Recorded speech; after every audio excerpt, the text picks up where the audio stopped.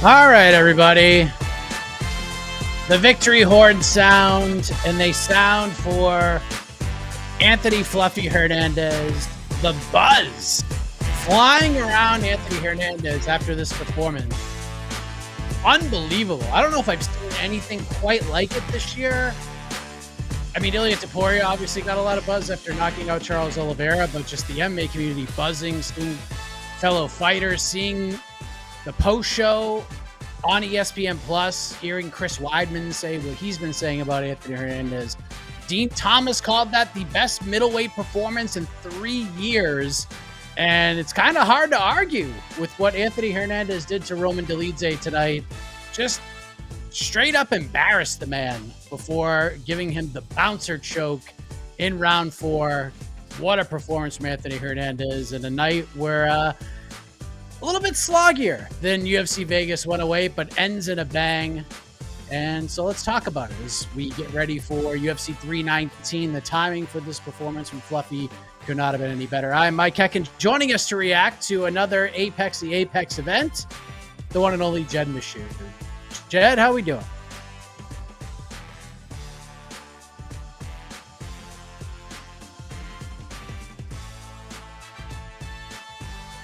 Are you muted?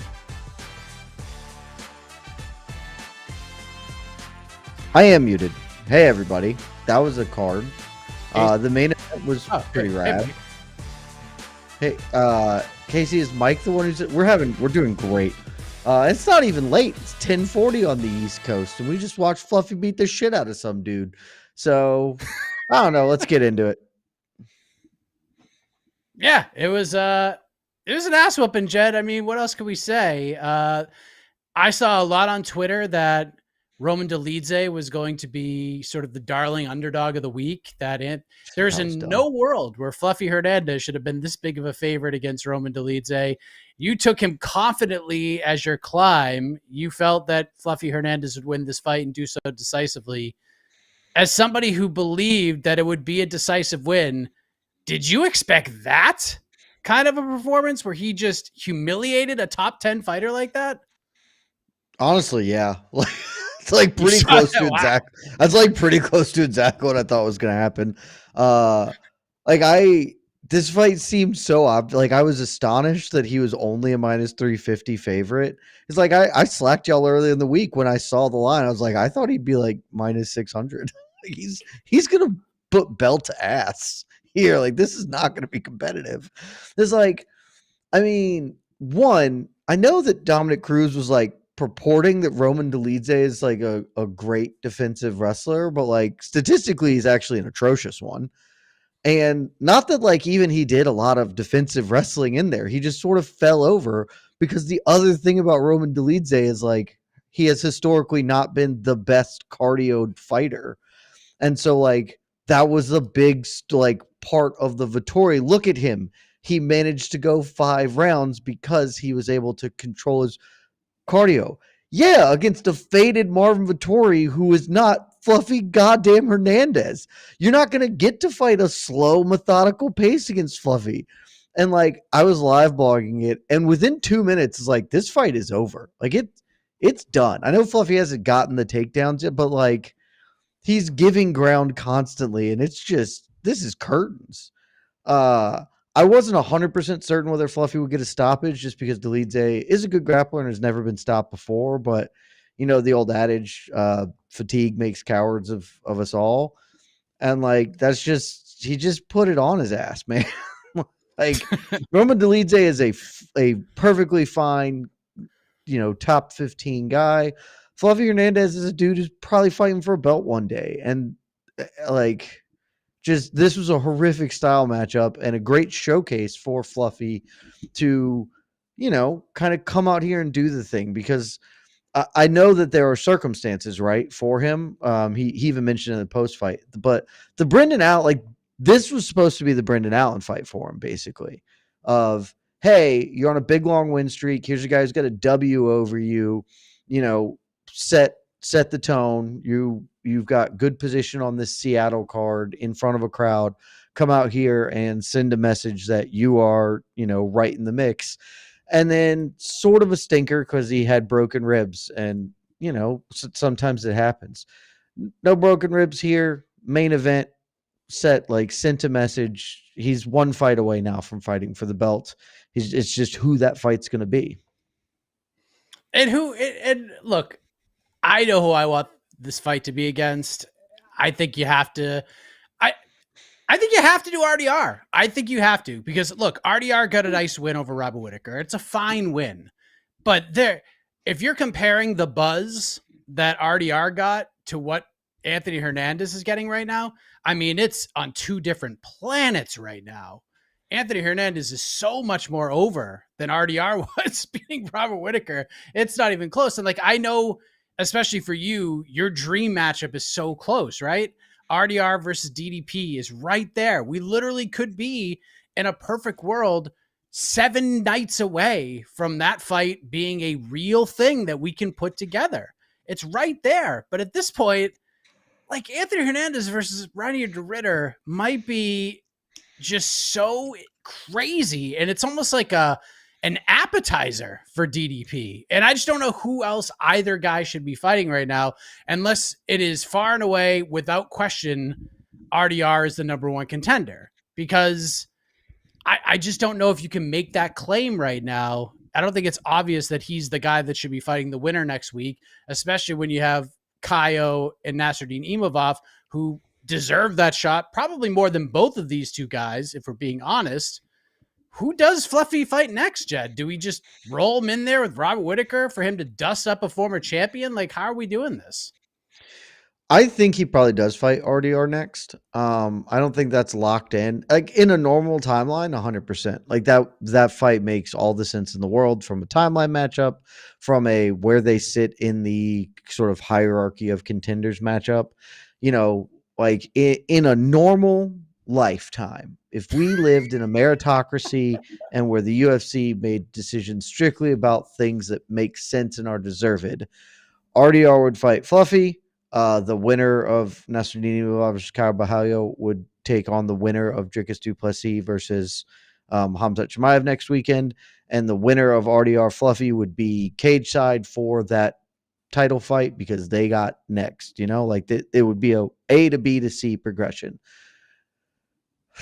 Never can be confident anymore that that's what's going to happen. I would say that that's the most likely outcome, but I wouldn't say it's even 60% likely. We're talking 55% because, like, I think there's also a very, very real chance that if the Imavov Bahayo fight, like if one dude just blows the doors off the other, they're getting it. I don't think there will be a question in that regard. But if that's like a really nip tuck affair, if we get, an Alexander Volkov, Cyril Gane sort of matchup where Dana comes into the post fight and presser, actually, it's Paris, Dana won't go. Like whoever it is doing, Dave Shaw is back there or whatever doing the post fight presser, and is like, I get it for this joke. It works better if Dana goes to Paris. Dana's in Paris. He's eating a crepe. He's pissed off. He's in France, and he's like, "That's bullshit. Kyle Bahalio won that fight. Nasruddin Imavov didn't." Blah blah blah. Like then the winner gets Fluffy, and RDR jumps it. I think that is very much in play. I know that you hold a belief that's not entirely unfounded, but is probably unfounded. That if Khamzat wins, Paulo Costa is in the mix. I just can't see that being real at this point. But I think the most likely outcome is you give him RDR and those two dudes settle up. But anything could be in play. Sean Strickland, Isreal Adesanya, like anything's in play right now. And I'll repeat, I hate the fact that I have to say into a live microphone that Paulo Costa actually has an opportunity potentially to fight for a world title if Khamzat Chimaev wins, because he told the story that Khamzat slid into his wife's DMs. And that alone might just get him a title fight, because Khamzat said he wants to fight in Abu Dhabi. And if Paulo Costa just happens to be ready for Abu Dhabi, the UFC will absolutely make that fight. And it's terrible that I'm even saying this, and it makes no sense. And in zero world does Paulo Costa deserve that right now, especially over a lot of these guys that we just mentioned. But it is the UFC, and that's what could happen. As far as Roman Dolidze goes, Jed, I mean, look, I don't think we looked at Roman Dolidze as a guy that's going to fight for a title or anything like that, but a fine fighter. How does one bounce back from a loss like this? Because it's got to be tough, man. You don't. You just don't. Like, I mean, the thing is, like, if Roman Dolidze was young and there was like, oh, he could pull this off. He's like 37. He was never winning this fight. Again, I'm absolutely astonished that people were like, I don't know. It's like what So many he people. beat the corpse of Anthony Smith, and like, what are we talking about out here? Like, he's gonna get run over. Like, this is just one of those things, right? Like, I believe if it's never happened to him before in any of his previous career losses, tonight will be a night where Roman Dolidze will go home and he'll get in that, that shower, and it'll sting. All the cuts are there. That'll suck. And he'll just be in the shower for a minute. And then he'll come out of the shower and he'll just be, in his Airbnb, his hotel room, wherever it is, and he'll just be looking at himself in the mirror. And he won't go out where his family and friends are because he's just going to stare into his own soul and be like, I ain't never going to be that guy. I'm never going to be him. It is, we talked about this a million years ago when we did the Daniel Cormier, Damn They Were Good episode. And I need to go look this up right now because I don't want to screw it up. Who was the dude Daniel Cormier fought? Give me one moment. In his UFC debut, Patrick Cummings. That's right. Old Pat Cummings has a quote, and I think he gave the quote to Shaheen Al-Shadi, our former colleague, but it may have been to somebody else, but we talked about it at length because and I'm paraphrasing here. He's like, it was a quote from collegiate wrestling. It's like when Pat Cummings, who was an accomplished collegiate wrestler, met Daniel Cormier. He's like, I hadn't lost a wrestling match in 100 years. I was undefeated in high school. I was the best wrestler I knew. And I came up against that dude, and I was just like, I ain't shit. I'll never be shit because that dude is so like, and that's it. Roman's having that come to Jesus talk with himself right now. If he had never had it before in his career, there's no way to not have it tonight. Because what's he going to do, Mike? Is he going to go back and get the best cardio in the game at 37? Is he going to transform into David freaking Goggins? No, like there are no tools for him. He didn't lose that fight due to a lack of skill. He didn't lose that fight because Fluffy just caught him one. He got caught in an ass beating because Fluffy Hernandez has Superman cardio, and Roman will never have that. And so he can still make money. This can still be his profession.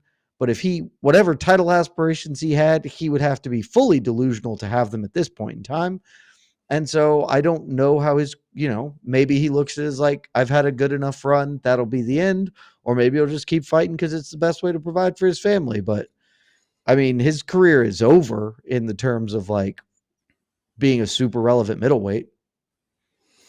I want to read a tweet from one of my favorite people in this space. His name is Jed Meshew II. You put Jed back up here.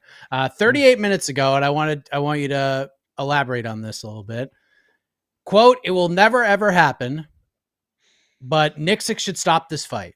No point in Dolidze taking any brain damage. The bout is over. You're just hurting your fighter. And then 2 minutes later, honestly, one of the more frustrating things in the sport, in boxing, they basically would never let this continue. If Dolidze gets hurt, it's for absolutely nothing here. It is. I'm super glad he didn't get hurt because like it is a good outcome that Fluffy choked him, right? That Fluffy was just like, we're done here, as opposed to Fluffy like sitting on top of him and beating the shit out of his head.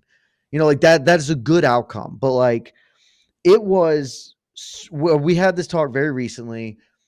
It was super frustrating to watch Nixick in the corner, who is a guy I respect, who obviously incredibly knowledgeable about this sport.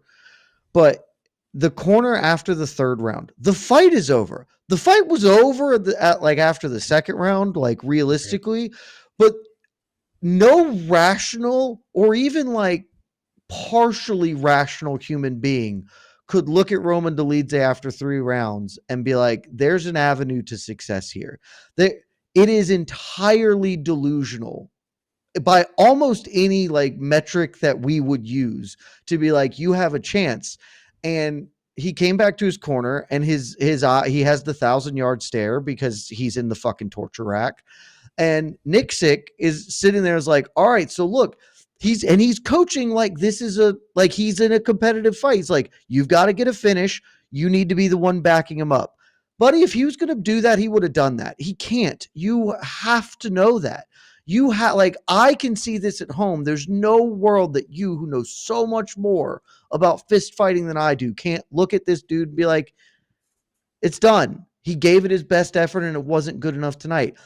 This happens. We talked about it, like I said recently. In boxing, it is so common where like a fighter in much better shape than Roman Dolidze was in will come back to his corner, and his corner's like, hey, man, you took a 4-punch combination and we're just not going to do this. You can't win. He's better than you. There's no reason to go out there.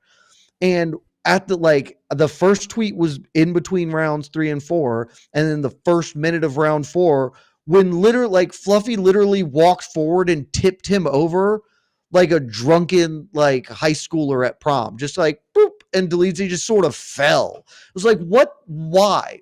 Like, what is the benefit to him going out there? Thank God he didn't like really get seriously injured. But this is the point of like, the referee should never be the one to stop that. His corner should be looking out for him, like, hey man, I'm sorry, you can't win this one. Better luck next time. Understood. It's a good way to look at it. No doubt about it. By the way, at least 6 of the most egregious fence grabs I've ever seen in that fight. And then Herb Dean finally takes a point away. And then the fight is over literally 3 seconds after. I thought that was quite ironic. I also want to say, awesome. It was really cool. I will also say on that, like, this is one of those times I was totally fine with not penalizing fence grabs, because it was irrelevant. It legitimately, I believe that in his heart of hearts, Herb Dean, like he wouldn't do it on the first 4 anyway. But I legitimately believe Herb was just watching it and was like, why stop it? That's just going to take more time. This fight is not in question. We know how this is going. So why take everybody's time to do a performative point? Like, let's get a move on, So I didn't have a single issue with it because literally after 7 minutes, there was zero logical debate about who was winning the fight. It was purely a matter of how. One thing I want to say before we move on to bonuses, Chris Lee had a horrific night of judging. I mean, really just one of the all-time worst nights I've ever seen, except for the main event. The only judge to give Fluffy Hernandez a 10-8 round in round 2. I mean, that was silly. As clear of a 10-8 round as you will see. I gave him a 10-8 in round 2 and 3. Yeah. I think it'd be very silly not to give him a 10-8 in rounds 2 and 3. Yep. Literally in the rules, and that's like, again, I know that I have a reputation that I want to throw them out. Like, the rules are pretty clear of like what is having the impact that it has on your opponent is the most important thing. It is not damage. That's like theoretically the new rules that aren't in play yet. The phrase is impact. One dude literally looked like he was dying. Like, he clearly was super impacted by what was happening for that whole goddamn fight. But there you go. Only 10-8 of the round. Care to take a guess on bonuses, Jed? Sure. I actually haven't seen them, so there's not going to be a fight of the night, I don't think. I think we're going to go full performance bonuses for, I mean, there were 5 finishes on this card. Uros Medic should get one because that was pretty sick. Elijah Smith is 1,000% getting one because that was cool as shit. I give Fluffy one because talk about an ass beating.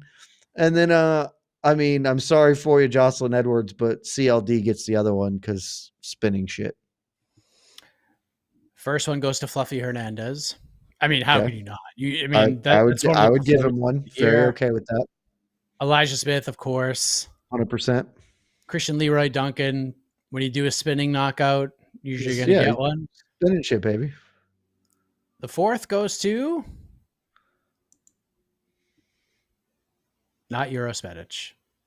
Wow, tough scenes. Jocelyn Edwards gets the other Dude, Medic's was much better than Edwards. Like, that's not even really up for debate. Like Edwards sat her on her ass and then had a nasty follow-up. Medic fucking killed the dude and then killed him one more time. It's objectively a better knockout. I agree. That was pretty nasty. And he got knocked down like literally. Yeah, he got seconds. knocked down. Yeah. And it happened in 60 seconds as opposed to like 2.5 minutes or like by any metric, it is a better finish. But there you go. Hopefully Eurosmedic gets the little backdoor bonus, gets a couple of shekels, gets the old envelope. Again, stop doing performance bonuses. Just give finish bonuses. Just do that. Way better. Everybody gets finished, gets bonus. Boom. Love that. Makes a lot of sense. Vincenzo is going to remain a UFC fighter for at least for another day. Defeats Ode Osborne 29-28. Got scary at first, but I thought Vinny Siggs won the last 2 rounds. Yasmin Lucindo beats Angela Hill. Andre Feely defeats Christian Rodriguez via split decision. Gian Matsumoto defeats Miles Johns via split decision. And Christian Leroy Duncan. A lot of splitties. Whole bunch of splitties. Julius Walker and Rafael Cerquiera. I thought maybe, Jed, we might live in a world where Julius Walker begins his UFC career with back-to-back fight of the nights. Did not happen here. We talked about Elijah Smith, one of the scariest knockouts of the year. Jocelyn Edwards getting the knockout. Women's bantamweight getting some finishes, Jed. What's that? 2 women's bantamweight fights in a row that got finishes? Yeah, I guess UFC, so. I mean, it's better than heavyweight, which went like 3 full months without a finish for a while. Oh, I'm sorry. Carol Hosta did not win by finish last week. I apologize. No, she didn't. No. God damn you, Nora Cornoli. Damn it. Eurosmedic 62-second knockout. Gabriela Fernandez gets another win. Eric McConaughey gets a pretty controversial split decision win, but in all reality of where these divisions that these two gentlemen could compete in, not a lot there going on there. Not a lot of rising going up in middleweight or light heavyweight there. So I thought Cody won. I think that Cody probably should have won that fight. Yeah. I thought John Matsumoto beat Miles Johns, but that's a coin flip fight. That splitty. That's fine. Just however you want to do it. My recollection is that Andre Feely should have beaten C-Rod, and I'm not entirely sure why. I thought I scored that 30. I scored a 30-27 for Feely. I was kind of surprised. Yeah, I was like, I'm not really sure why C-Rod got a scorecard in that one, but. Well, that's UFC Vegas 109. So let's bring in Casey. Let's bring in the peeps, and get ready for UFC 319. Casey got the Black Sabbath shirt on. Yeah. Hi. Hey, fun card. Fun card. A lot of mismatches and just got good knockouts and. I wouldn't call it that, but. You didn't have fun? I did not have. I mean, there was some fun. I had more fun last week for sure, and last week I was up later. I will say it's only 11, which I'm a huge fan of, but I always thought I liked last week's card better on paper and in actuality than this week's card. It wasn't terrible though, and the main event was cool. Yeah, I don't.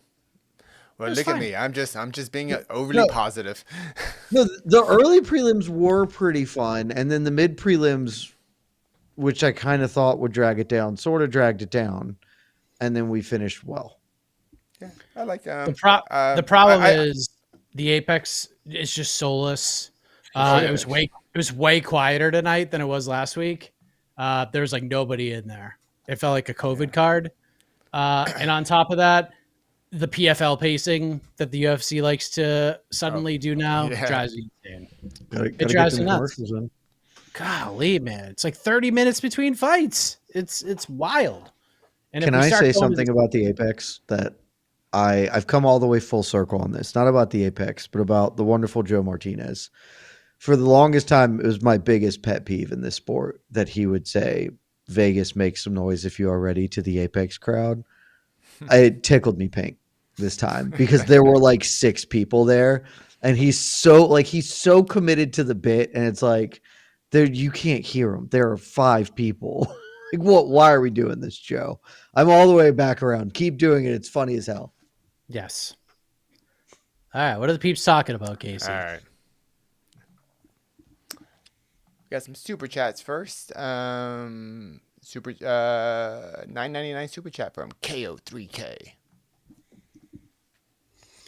Jed with the facts. As a boxing fan that started watching MMA in 2012, I've been saying the towel should fly more often. I think the low round count in MMA contributes to the go out on your shield mentality. There you go, Jed. We're starting a movement. I mean, it's just like that. It really, and maybe it stuck out just because we'd had the conversation earlier this week or last week. I can't remember when it was, but like, it was so jarring to watch Nixick be like, just act like things were normal. Like it frankly would have been better to me. And I know that this sounds kind of stupid if he was doing the like rah, go up and get him, as opposed to being like providing functionally useless technical analysis. Like, you got to get him on the back foot. And when you're like, dude, he is in the bottom of the 12-foot pool. He can't hear a word you're saying right now. Like, there's nothing is penetrating his head because he is exhausted. Why are we doing this? Like, are you just hoping that Fluffy rolls his ankle? Like, miracles don't happen. Just give up and walk away and keep your fighter healthy for the rest of his life. I understand what you're saying, Jed. It makes a lot of sense. I just don't think Dolidze was taking enough. I guess I didn't see his. It sounds weird. No, I didn't see him taking enough damage. But I agree. Like, yeah, was that's the fourth the thing. Was the fight Until over he in the fourth started round? to. Was the fight What? over in the fourth? Was it Yeah. the fourth or fifth round? Fourth round. Okay. It was over in the 4th. Yeah. It's really good that Fluffy choked him. If instead Fluffy hadn't, it would have been like, cool, there's the unconscious Roman Dolidze. Did we think that was necessary to happen? Like, that's the whole thing in boxing. When they throw, like, when boxing corners stop it, it's not because the ref is bad at his job and the guy's getting blown up. It's like, oh, we'd like to stop it before it gets to that point because the outcome is no longer in question. The outcome was not in question. Yeah. I will Stop say the fight. you see that in boxing, but I don't know how much you see that in main events. Now, this is an Apex card. Are there really main events? It was the final fight, but I understand what you're saying. And it's important to note that MMA just doesn't understand how dangerous combat sports is. There were, I mean, it's a whole other story, but there were 2 deaths in boxing this week on the same card in Japan from boxing.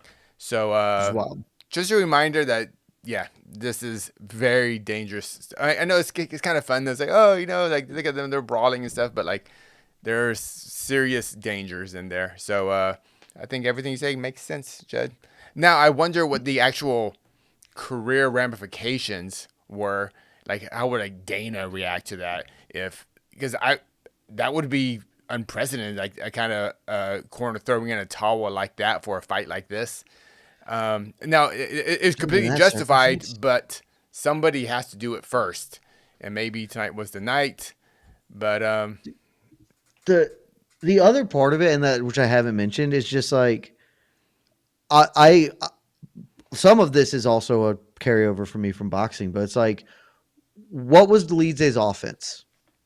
Tell me what he did offensively in rounds 2 or 3 that made you think he should still be. He was in full-blown survival mode for 10 full minutes. Like, he wasn't doing anything offensive. If he had been firing back and just getting overwhelmed, like he is a man fighting against the rising of the tide, okay, he can go out on his shield. The whole time for 8.5 unrestricted minutes, he is functionally just like, I'm on my back, I'm up, fuck, I'm down again, I'm back up, oh my god, this sucks so bad, I'm gonna grab the fence now. Like, just, you gotta just like, he's beat. It's okay to be beat. You don't have to be forced to acknowledge it, because like, that's what Roman did. Roman, like, again, the choke wasn't like all the way in or whatever. He'd had enough and his corner wasn't protecting him. And so he had to be like, I'm done, guys. This sucks and I'm out. And they could have done it 2.5 minutes earlier. But how would the UFC treated that? How would the UFC I treat think Roman and Eric I don't Bisick think and they'd his have other had a fighters? single issue with it. I think they'd have been like, yeah, that dude was beating the shit out of you. I mean, that should be the reaction. Yeah. I'm not 100% sure that's what they would do though. But you make a lot of sense, Jed. Yeah. Roman, thank you could see, you could literally see, it was like 3 minutes into the first round. You could look at Roman Dolidze's face and you were just like, wow, he's done already. 3 minutes into the fight. This is going downhill real fast. It's like he's breathing heavy. His eyes, like he's giving ground. He was breaking 3 minutes into the first round. I even put in our Slack channel, I'm like, Roman looks miserable already. And it's 3 minutes into the fight. And then by the time we got like 2 minutes into the second round, we're just like, okay, this is a wrap. If you bet on Anthony Hernandez, this is literally the easiest money you've ever made. He just had the look of a man who's like, oh, I've bitten off more than I can chew. Like the like terrible realization of I am here, and it is now a test of how long can I survive this. My ego would like to make it to the final bell, but that dude keeps coming. There's a grizzly bear attacking me. And that's kind of, I guess, the horror of fighting someone like Felipe Hernandez, because like you don't lose, you die a painful you yield. Yeah, it's very different. Like the way you lose to certain fighters, it's just it changes your life. It could, you know. And he just hammers you too. It's not just like he tackles you and lays on top of you and just like tires you out. He bags you up the whole time. Like he is landing punishment at will. It was just, I've just never seen a top 10 fighter just get smoked like that. Like Hernandez would just tackle him. He'd punch him and elbow him a whole bunch. And then Dolidze would go for a heel hook. And then Hernandez would just stand up and be like, all right, stand up. And then he would elbow in the face again and just fall on top of him. And it was just rinse and repeat for 12 minutes until the choke happened. Like it was wild. It was so impressive. It was awesome. It reminded me of back when I wrestled in high school, and there are wrestlers that sort of do this at kind of all levels. Mm-hmm. We had a guy who was not like a great pinning artist. Like his actual like mat wrestling wasn't like great, but he's super explosive and incredible takedown artist. And so he would just like get takedowns and then let his opponent up and then just do that until he tech falled him. Because you get, 2 points for the takedown and 1 point for the escape. And so he would literally just get 10 takedowns, like, tech fall, I win. Tech fall. I was like that. And, once you give up one, you get more tired. And it was just like, I was watching it and thinking that, except for it was even funnier. The commentary tonight was atrocious at all points. Ooh. I did really appreciate and totally agreed with Cormier being like, dude, he's not even shooting. Like, he's not wrestling. He just kind of walks into him. Like, he's not like, he was doing some like wrestling stuff at points. Like he threw a half Nelson in, which was funny as shit. He fucking locked in a cradle, which is like, I think cradles should happen way more often. Like he was doing like real, like high school wrestling bullshit for funsies, which was great. But his actual takedowns were like, he was just in Dolidze's space. And then Dolidze fell over. I swear to God, people who watch the NFL, Fluffy did a hip drop tackle for one of his takedowns. It was fucking incredible. Because Dolidze threw a right hand and Fluffy was just on his, like, just all the way on his hips. And he just fell over. He just hip dropped his ass down. I was like, he's not, like, these aren't like single legs with a like high finish to a knee tap. He was just like colliding into him and collapsing him. It was awesome. Now, coming to this fight, I heard a lot of people, kind of say, Fluffy is the Marab of middleweight, but is Kane actually more accurate? It's more correct. Yeah, I think from this performance, he seems like the Kane. I mean, obviously he has to get there. He's not there yet, but shit. R1 in the chat correctly. When Fluffy gets the takedown, lets Roman up and immediately goes arm triangle and throws him down like a rock bottom. It's like, dude. He is just dummy. Like, if you're Eric Nixon, you just watched your fighter literally get pro wrestling moved. Why are you sending his ass out? You should have thrown in the towel at that moment for shame. Like it was unreal. Yeah, and the fact I like the fact that Fluffy, he until the submission at the end, he never went for the back. Never goes for the back, Never. even though the back is there. Like, because I think DC pointed out, going for the back would actually give Roman a chance to recover in somewhat.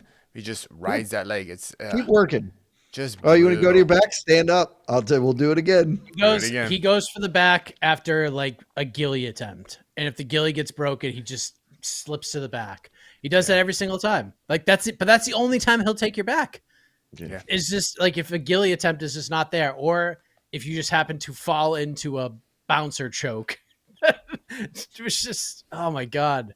I've watched that finish like 800 times. I think it was an accident. Honest to God, I think he was just mad that Roman was cheating, and then he was just like, "Fine, and then Roman was like, "Oh God, he finally attempted to finish me. I can be done here." He was Jason Voorhees, dude. He like Jason Voorhees choked him and dragged him across the mat. Like it was so crazy. It was very disrespectful. You just do not see that at this level. That was just unreal. Man. Okay. It was like that was like Sean Strickland fighting an influencer, like a kick streamer. Like that's what that looked like. Just these mismatches, and it's him fighting a top 10 guy. And I think Dolidze was ranked higher than Hernandez heading into the fight. He was one spot above him, and he was number 9. Fluffy is number 10. That's crazy to do that to the 9th best middleweight in the world. It was unbelievable.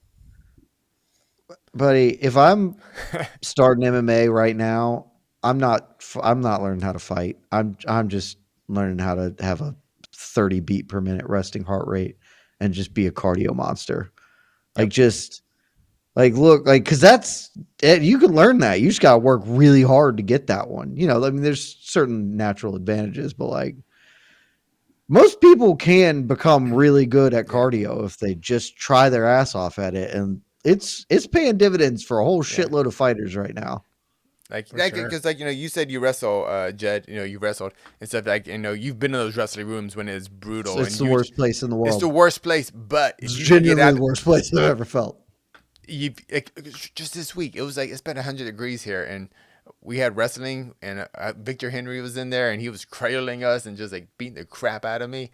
But like, but if you make it through that, 90-minute session, like you realize like, dude, this is the game. If you can fight this tired, that's the game. And Fluffy does it. It is just unreal. It's unreal. How do you beat Fluffy?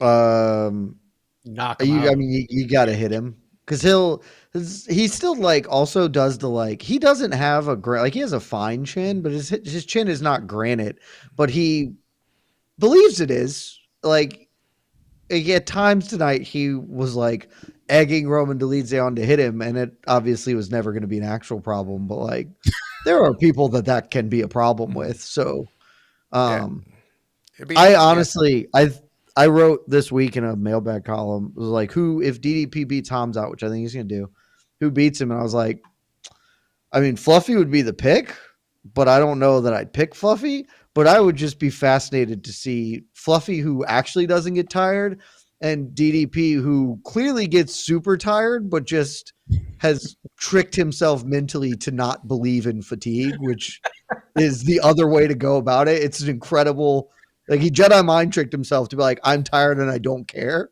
which rips. And I would love to see them in the 4th round to be like, I don't know who wins this battle. Actually not tired man, or man who's so delusional he's somehow not tired.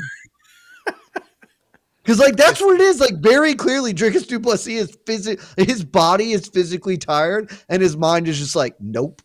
It's incredible. Ain't real. Oh, yeah, like his body's heaving to get oxygen into his gigantic muscles, and his brain's just like, it's fine, we keep going. Yeah. It's Fluffy made it to that. I don't know what you call it. Is he one of your boys yet? No, because he's Mike's boy. I can't. Okay, take you're not gonna tell. him. Okay.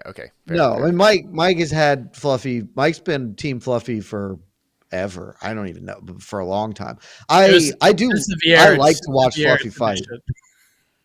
Yeah, I like to watch Fluffy fight a lot. And like when I was super critical of Marab, this is kind of why, because like I think Marab could just be doing this too, but he has instead been a decision merchant.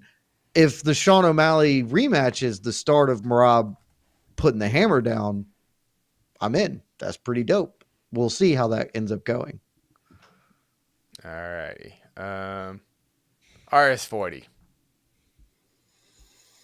Who are you picking to stop Fluffy's streak? I think nobody can right now. For Dolidze, I'm giving him RoboCop. He can maybe be a Neil Magny type dude. Maybe. I don't know how mentally It's not a bad matchup though. Yeah, it's fine. Makes sense. But that's kind of where he's at right now, and yeah, he's going to be a little gun shy in there. Roman Dolidze's fought. You could maybe do like a Jared Cannonier matchup if Cannonier loses to MVP. I think he will lose to MVP in a fight that will not be all that thrilling to watch if we're being honest. No, Dolidze is firmly in the hey, who's the new dude at middleweight coming up category? We're going to try and get him over by knocking off the number 10 guy or whatever. Yeah, Bruno Fajeda, like that's guys like that. Ikram Askarov if he wins his next fight. So in actual real talk, and I haven't done like a lot of, but I was watching it. I think if I was game planning for Fluffy, I think who like could beat Fluffy. I think Sean Strickland would do extremely poorly against Fluffy, and so like that's not I would like to see somebody put Fluffy on his ass because it's hard to put a lot of pace if somebody's just sitting on you. Like you can't the best way to stop Fluffy from doing what he wants to do and setting the tone is to take him down and be like, try and be real worky now because I'm just elbowing you in the face. So guys like Chimaev, guy like DDP, I think they can be very, very difficult matchups in some ways. I think right now, frankly, maybe RDR. I think I would pick Fluffy to beat RDR. Like truly in my publicly and in my heart, I'm picking RDR, but he's a real big dude, and if he gets on top of Fluffy, that might be a real big problem. Yeah, I think RDR would have a chance. I think I would pick Fluffy to beat RDR, but I have to think about it. And I think GDP and Hamzat are two other guys who I'd probably pick both of them to win right now, but I'd have to think pretty hard about it. I would pick Fluffy against pretty much everybody else without question. I really like Kyle Bahalio, so I'd probably pick Fluffy, but I'm interested, especially I want to see how the Imavov fight goes. Here's the other thing. RDR is, again, actually one of my boys and just the freaking best. RDR is hacked MMA to some extent in that he is apparently one of 6 fighters that have figured out if you just knee somebody in the stomach, it sucks super hard. Yeah.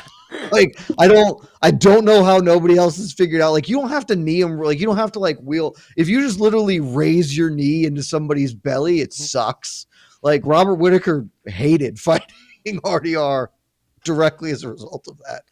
And Fluffy's cardio is great, but he eats like 6 RDR knees in some clinch, and suddenly he might start slowing down too because that sucks. Was that the last loss by Fluffy? A knee to the belly from Holland? Was that his last loss, or am I forgetting one? That was the last loss. Was that was the 2020 loss? Yeah, that was the first. Yeah, that was the first COVID card, was it not? I think that's right. Holland got early, got knee to the chest or the belly. So just more fighters should be just hitting people in the tummies. Just hit them in the tummy. He was very. And Fluffy's been like pretty honest and been pretty accurate with everything that he said. He said he was very, very injured for the Kevin Holland fight and probably shouldn't have taken it, but man needed some money for his bank account because the world had shut down. So that was like the biggest reason why. But he hasn't lost since. He's been a lot more like picky with his fights, like want to make sure he's really healthy. Outside of the Brendan Allen fight, because he was just like, yeah, dude, I already beat this guy and I have broken ribs, but I'll still beat him, so I'll still take the fight.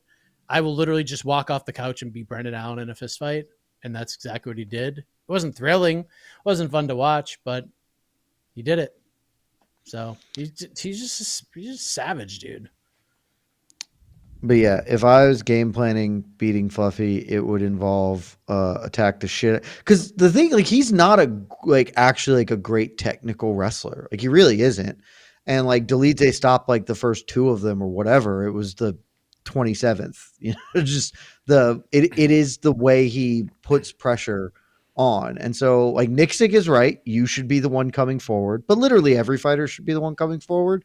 If I had a gym, my gym would be filled with cattle prods and I would stab anyone in the back who ever took a backward step, because nobody in MMA wins doing that. You should be coming forward. You should be working the body, because he will still have the cardio edge. But if you can lower that edge by just sapping the gas tank with knees to the body, jabs to the body, that would be effective. And putting him on his ass and seeing, you know, how he, if you could just play some other game on top. Like if DDP got Fluffy down, I think that'd be like a real bad time for Fluffy, because basically if DDP gets on top of you, it's real bad for most people. So like that's how I'd go about attacking him. Still might not work, you know, like it just might not. There was a tweet, I think it was Zane Simon. It was after Merab beat Umar. And he was like, if we could fantasy match make the prime TJ Dillashaw, who I think is probably like the best bantamweight of all time, like if skill wise or whatever, and put him against Merab, sure. Like, you know, TJ would be the better striker. His amazing cardio, elite takedown defense, much more athletic, faster, stronger, hits harder. Still probably going to be Merab by making him tired. Like, that's just the thing. Like, you could attack Fluffy in a million ways, and he still may just win by making you tired. One thing I knew Hernandez was like a kind of a sneaky good striker. I didn't realize he had like hand speed. Yeah, that was like the thing that I want you to talk about that. His striking, yeah, his hands. Yeah, much better than even I gave him credit for. And I try to put him on a pedestal probably more than most because he's my guy.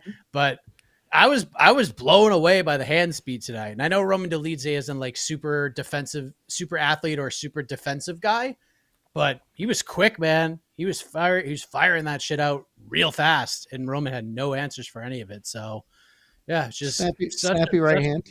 Good. Yeah. Yeah, just a lot to like. Yeah, when Fluffy came out, yeah, just a lot to worry about. Got takedowns, the pressure, and like you can still hit hard, you know. So especially at the beginning, so it's a lot. Dude, woo, middleweight. God dang it! Gosh darn it! Gosh darn it, middleweight! You did it! You did it, middleweight! You did it again! You did it again! Did it again! All right, a couple more super chats. Let me. I'm talking myself into RDR because he's my boy, and I'll believe in him. I mean, he's just my guy. He's a big goofy bastard. No one's my guy. No one's has anyone put Fluffy on his back? Like really made him work off his back? I can't remember. Yeah, so it's been not that's like jumping out off the top. Probably like Adolfo Vieira at some points during that fight. Oh yeah, maybe. Which is like the beginning of it all, where we realized that like you just could not kill Fluffy. The man you can't make him tired, dude. Marcus Perez, but that was also a million years ago. Marcus Perez got a takedown on him. Oh, Adolfo got 4 on his ass actually. Yeah. So yeah. So and Alvaro couldn't submit him, couldn't really hurt him. So you know, Anthony made him tired by. Yeah, but Adolfo trying to submit him. You got to get him down and just punch him in the head. Yeah, we're not playing the submit him game. Get him down, sitting top half guard, and elbow him. All right, elbow him in the body. Just hit him in the body as much as you can to bring him down to your level. A couple more super chats. Couple more super chats. Not about this card, but people want us to talk about it. From Fahim. What's up with Sterling versus Ortega being a 5-rounder? Yeah, I don't have a problem with that. Didn't realize it was doing that, but okay. Aaron Pico and Lerone Murphy should be 5 rounds. I'd love that. Aaron Pico would also love that, but that's not what happened. But all fights between ranked fighters should be 5 rounds. I will die on this hill. It's a hill I've been on. Ranked being They top should be. 10, top 15. And if you've got a number on it, All it should be right. ranked. Fair Because enough. I mean, especially now, because if you're two ranked fighters fighting, your next fight could end up being for a belt, and so if your title eliminator should be a 5-rounder. All enough. divisions. All Yes. divisions. I Yes. know that there will be some ones that stink, but like, I You mean, gotta take 'em. one, we should only be ranking 10 fighters, not 15 in general. So This is true. like, we should probably not be doing like the 15 is it's so random, and now it's just ingrained. Like, we just rank top 10, and it is like when they did like here we're doing rankings, like, oh, this would at least be a cool thing to do about it, and then nope, they don't want to do it for reasons I understand, but yeah, ranked fighters should fight 5-rounders. Yeah. And then pay him more. All right. Thank you, If you Fahim. really want to get me going, championship fight should be 7, but that's a Oh, that's whole a separate issue. Just think, Nobody's on that take. yeah. we could but- be getting. We'd be living in a world where we would get Sergey Pavlovich versus Waldo Cortez Acosta for 5 rounds. Yeah. Before Sterling Martinez. Look, there will be some bad ones. That's, They're breaking egg those. omelet. Yeah. There will be a lot of bangers. I'm okay with that. But I'm just saying, championship fights, boxing, 12 rounds, 36 minutes, 25 minutes for championship fights. Feels like it should be 35 minutes. Then then boxing used to be 15 rounds and they moved it to 12 Sure. because of Sure the did. dangers. So Sure did. that's for another conversation. But thank you, Fahim. Yeah, because 15 minutes is 45 minutes of fist fighting. That's so much. Also, Jeez. I kind of still wish it was, because, man, those like legendary old 15 rounders, sick as shit. Oh yeah. Andrew Gosh with a super chat. Imavov's better than I thought. Imavov better than I thought, or is Izzy washed? Little column A, little column B. Yeah. Yep. Izzy's definitely. I don't know. Washed. His chin is not good anymore. 100%. I don't know if it's bad, but it's not good anymore. And Imavov is certainly better than I think most people, including myself, thought he was. Imavov's my guy. That's my guy. Yeah. So I mean, Izzy got knocked out by Pereira. He did get him back. He was knocked down real bad by Sean Strickland and just got battered for 25 minutes in that fight. He finished the whole fight though. Yeah. Yeah, and He then did. I finished by maintain that TP, he badly was hurt not and finished. conscious for the rest of that fight, though, Casey. Oh, I Like, yeah. that's why his the last 4 rounds he was just sleepwalking. I don't think he ever recovered from the knockdown the first. No doubt. No doubt. Yeah. But I guess when Izzy finally gets booked, we'll find out if he's washed or not, or if he just had a couple bad fights, couple bad nights. We'll see. But, Dude, give Izzy Roman. That makes if this was boxing, I think that's what the fight they would do, and I think they should do, and I think Izzy, everyone's got too big egos for someone like Izzy to go, oh, I'll fight Roman. They all want to, I don't know. Everyone thinks they're invincible forever. So, but yeah, that actually does make a lot of sense. The thing I would just point out about Izzy, and I said it ahead of the most recent fight, and basically he's had, I think, like 120 professional fist fights in a 20-year career. Mm-hmm. That is so much head trauma, because that's not including, they're notoriously hard gym sessions. Like, your brain just doesn't do that forever. Just doesn't. Honestly, you take more head trauma probably in kickboxing than in the gym? MMA. Oh, in kickboxing for sure. Yeah, that's what I mean. Like 90% of those were kickboxing matches. Yeah. Yeah. He had I think he had 90 some odd professional kickboxing matches, and some boxing too, or like some Muay Thai. Couple. It's very close to, it's encroaching on 150 professional fights since he was 20 years old or whatever, in an 18-year career. That's just, there are very few people who are just fine after that amount. All right. Thank you, Andrew Gosh. What else we have here? I'm not sure what this is. Super chat though. 6 knockdowns last week while the ref twiddles his thumbs. Corner should have thrown in the laundry basket in the Nice. cage. All right.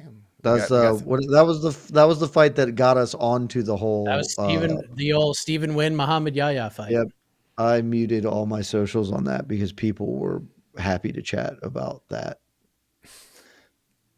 And it was 7. Go let them fight. They'll fire their coaches. All right, do it. Just do it and see. People fire their coaches all the time. Everyone like let me see.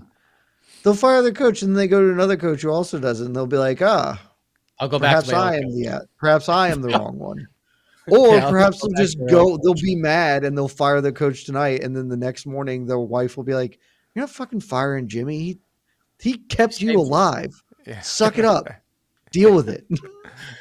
I guarantee those coaches that they're like, okay, whatever. I made $14 off this fight. That's like the coach. That was the best argument. It's like the coaches get paid because the fire's like they're getting 10% of 10K, man. Like, dude. They're making more from the random people that don't do Taibo in their gym. Yeah, like they break even after they pay for the freaking. This is a labor of love for them. Yeah, I don't think Muhammad Yahya's coaches are making more than exactly. $85. Yeah, that's just crazy. Yeah, it's like if you guys have no idea how the economics of coaching works in mixed martial arts. All right, Terrence Leverett. Non-MMA question. Best guitarist from 05 to today. I don't have a clue, dude. Not my category. That's a random one. I have to get back to you on that one. Casey, Joseph Bose's most recent question is one we should talk about because we haven't really talked about this. Is Yasmin Lucindo fighting for the belt? Is that the question? It's not it. It's a thing that we should talk about from this card that we mentioned. Elijah Smith? Elijah, correct. Let's bring up the Elijah Smith question. Was Elijah Smith's finish a little late? After that powerbomb, the ref was too late to stop the fight. So he landed one follow-up shot, I think, that was incredibly unnecessary. Yeah. I don't blame the ref at all because, it's how I would react if I saw a grown man lift another man above his head and then hurl him to the core of the earth like the goddamn asteroid in fucking Armageddon. Like, I would too be a little stunned and delayed. That was sick as shit. That was so violent. That was Go Casey. Go Casey. Oh no, I was no. You talk. I don't want to talk about the how bad that could have been. I don't really go there. I mean, it's a full on Arona bomb. Like, it's the most Arona bomb since the Arona bomb. Basically, the view from behind, where not only do you see Elijah Smith lift, also Elijah Smith, one of my boys. See him lift. You see him even go into that back pocket, like when you're trying to get a little 10 extra yards in your driver and you really crank it back. You see him arch the back because he's going for it. He's going as deep a stretch back, and then boom, it was incredible. Elijah Smith's my boy, and I knew he was going to win this fight, but that rocked. Yeah, he slammed him with his forearm right on his face. Got to do it. Can't make it even out. More intense. Yeah, that was a scary one, man. He was out for a hot minute. You know what? I am looking at the replay right now, and that was. I mean, I know we're kind of having fun and talking about it, but it was actually a late stoppage by the ref too. I mean, I know the amazement factor, like Shoney Carter when those two guys got knocked out. The follow-up shot was just incredibly unnecessary, but you know, it looked like Mike, you would know this.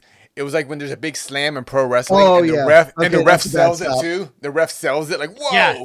That's a Dave Hebner right there. Yeah, but unfortunately, this is real fighting, and that was actually as soon as that guy got above Elijah's waist, he shouldn't have saw what was coming. He should have been ready. And I'll give him a little. Right? Yes, I'll give him. Actually, I will give him this little bit because of his position when dude went up. He's stepping out of the way basically of where the power bomb is going to land, and then he's trying to circle to the other side because he does not have vision to Nizama's face because of like how, so he's trying like, and then by the like it's late because he should have just been able to realize, oh, that man went up and then came down very hard. Yeah. I could probably just grab Elijah Smith and not even see that dude's face. Yeah. But he's Almost just, like he has to do a full circle to the other side, at which point Elijah Smith has hammered several unnecessary punches in. it should be like one of those like Muay Thai refs when they catch the guy before they fall down. Muay Thai refs are the best, dude. They're so good. But and people forget that was also like basically a 10-8 round until that going into that last minute. So it wasn't like this came out of nowhere. That kid was getting killed. So man, that second one is just so unnecessary. yeah. Though I mean, the first one's not necessary either, but you can kind of be like, okay, heat of the moment, it hasn't been pulled off. And it's not like it's dirty, but the second one, like he is looking this man in his dead eyes and just hitting him. It's like, yeah. shit. Second Elijah one, Smith's good. I love him so much. the second one was childhood trauma coming back. It genuinely was. Like I'm now watching it 1,000 times on repeat. But yeah. That's all the replays. I'm kind of watching the real clip and like in real time. So yeah. But would you like to know the great irony of ironies? I do this year or most recent season of Contender Series. I tried to do like player comps for like my favorite ones, and Elijah Smith was one of my favorite prospects. Super young, super talented. My like blurb on him is explosive grappler, but needs more of a killer instinct. Player comp was a gentler AJ McKee. Fuck if I'm wrong on that. And he got plenty of that killer instinct, I guess. but got that wrong. But we were talking about the card in general. Look, this card, we had the breakout performance of Fluffy Hernandez. Like, I don't know if we went knockout of the year because maybe it's too low level of fight, but like one of the knockouts of the year, and probably, to me, one of the submissions of the year too tonight too. So like, and then last week we had certainly some highlights. Yeah, it just and had last a middle week section that was tough. Yeah, yeah. And last week we had 2 fight of the year type fights on the card. So just these freaking Apex cards, man. I hate them. You never know. It'd be a lot cooler if that were like the Fluffy thing would have been so mega in front of like even like a small crowd, you know, not have to do a big venue, but yeah. If Fluffy did that last week after the 2 lightweight fights, like that'd be pretty sick. That'd have been real sick. That would have been pretty rocking. All right, one more super chat from Steven. Jed, you were at dinner with RDR, DDP, Fluffy. First question we asking, just to get the horns, Paca Porter, all did you watch the CrossFit game? So yes, you got RDR, DDP, and Fluffy at the dinner table, Jed. What's the first question you're asking sitting at the head of the table, I'm sure? Look, Fluffy is getting passed over, and I'm sorry for him, but he's not one of my boys. I like him. He's not one of my boys. The question I would obviously be asking is, how do we make the 2 of you fight at least once, preferably 3 times? I can't stress to you, like, if Hamzat pulls it off, I will be sad next week for like a minute, and then I'll be like, never mind, because if Hamzat pulls it off, there's sorry, Fluffy, you're not getting RDR because we are absolutely at that point doing RDR DDP as the main event of UFC Johannesburg in 2026. And I'll be flying to South Africa for the first time. Like that, I think I know how that fight's going to go, and I want to see it so bad. I honestly don't know that I've ever wanted to see a fight more. Like it's so stupid and so, but also so great. Like it will be such high level. It is the perfect fight for me because it is incredibly high level and goofy as shit. And that's my wheelhouse, baby. That's what I want to be in. And I need that fight like I need air. Yeah. I mean, how can you argue with that? Do I watch CrossFit games? I did watch some of them. I know we watched like the opening event because we were doing like a workout as that was happening. And then we did the exact first event workout the next day, which was the 4-mile run, the 3,000-meter row, and the 2-mile run right after. And that sucked. So there you go. Hell what are you guys happy about? I mean, I didn't read the article, but I just saw the headline posted for Fluffy talking afterwards. And earlier when I was like, I honestly think Fluffy just got mad and choked him by accident because he kept cheating. The quote is, I saw the neck and I was just like, F you. I was like, yeah, he just got mad that Roman kept cheating. And so he grabbed, like, he wasn't trying to finish him, but he was like, God damn it, quit cheating. And then suddenly that was the tap. I nailed it. That's the best. And honestly, Dolidze cheating was probably the smartest thing. He should have been grabbing the fence way more, honestly. Just get deducted. Like, great move. This is the time when you cheat, when you are getting your ass kicked. That is when you cheat. That's the time to do it. Like, if someone has I don't know. I love that so much. I just saw the neck. I was like, F you. He didn't say F. That was also charming when Daniel Cormier was like, Fluffy, I'd like to remind you that we're on ESPN. Because he said fuck like 4 times in the span of 60 seconds. He really drove home the preview show when Jose was like, Fluffy can't be monetized on YouTube. He like immediately showed you why. Oh yeah, dude, it's impossible to write up his interviews because you have to put different sort of markings on literally every sentence.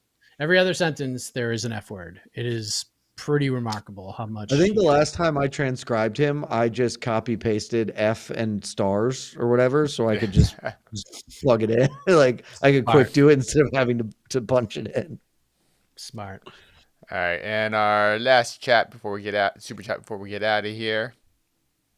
Take the sleeves off, Casey. This is an Apex card. Next week, baby. Next week. I mean, next week. What a joy.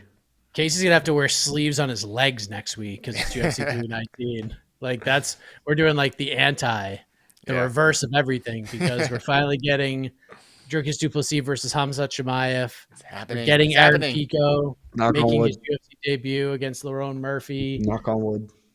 All in all, dude, pretty solid card. Like, what else? Carlos Pratas, Jeff Neal's fight's That's actually a real banger. That's a banger and a half. Jared Cannonier MVP is probably going to be weird and bad, but it's a fight that's going to happen, and it will officially. It will be curious. You'd be curious. I like that. It'll be a curious fight. Tim Elliott, Caius Kerr will be fun. It'll be a very fun, like just hyena type fight. King Green, Diego Ferreira. Someone's probably going to sleep. Gerald Mearshart by Kilo Alexeychuk. Probably someone's going to sleep. That's not going to last very long. That fight ain't going to last very long. No. Jessica Andrade, Lupi Godinez. Casey's people's favorite right there. Yeah, that's a great fight. Chase Hooper, Alexander Hernandez, a really good fight too. Yeah. Really good fight. Edson Barboza, Jakar Close. That's going to slap. Nursultan Rutsabayev versus Brian Battle. That's a good one. Karine Silva, Dione Barboza. And then a couple of tough fights, finale fights. I'm gonna bring a deep dish pizza and some Chicago dogs to your house. Let's go feast on Chicago things. I don't know what other Chicago things there are. Maybe we'll put some ivy on the walls, like Wrigley Field. Oh, now that's using your head. Now we're getting a little crazy. Now we're cooking with gas. There's the music. It's been real, everybody. Thank you all so much. AK and I are going to do some matchmaking tomorrow. So join us for that. It should be a rousing good time. Submit your matchmaking suggestions as you normally would. Next week's On to the Next One will be live right here on this YouTube channel. So get excited for that. Following UFC 319, and Jose's heading on over there. I'll be at PFL next Friday. It's going to be a lot of crazy. Real Italian beef. That's a great idea. Well, whoever said that, well played. Yeah, it's a great idea. Yes, very the Chicago bear, baby. The bear. The bear. Well, thanks everybody. Good night. Bye. Bye, friends. Love y'all. Fluffy versus RDR. Book it, UFC. Let's go.